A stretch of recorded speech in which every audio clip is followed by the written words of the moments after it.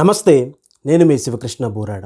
ఒక్క 15-20 సంవత్సరాలు వెనక్కి వెళ్తే ఒక మామిడి పండు కనుక మనం తీసుకొని తినాలనుకుంటే 4 వైపులా చూసి ఏదైనా ఒక చిన్న మచ్చ ఉందని చూస్తే ఏ మచ్చ లేదంటే చాలా ప్రశాంతంగా ఎటువంటి పురుగులు ఉండవని చెప్పేసి చాలా సంతోషంగా కోసుకోకుండానే తినేసేవాళ్ళం. ఎటువంటి భయం కూడా ఉండేది కాదు. కానీ ఈ రోజుల్లో మామిడి పండును కనుక తిందామని చూస్తే బయటికి చూస్తున్నప్పుడు ఎంత బాగున్నప్పటికీ కూడాను లోన చూస్తే మాత్రం విపరీతంగా పురుగులు ఉంటున్నాయి. అదేవిధంగా మనం 15-20 సంవత్సరాలు వెనక కనుక వెళ్ళామంటే మనుషులు కనుక గమనిస్తే వారు బాహ్యంగా ఎలా ఉండేవారు, అంతరంగంగా కూడా అలా ఉండేవారు. బయట లోపల ఒకే విధంగా ఉంటూ చాలా స్వచ్ఛంగా ఉండేవారు. 99% మంది, ఎక్కడో ఒకరిద్దరు తప్ప.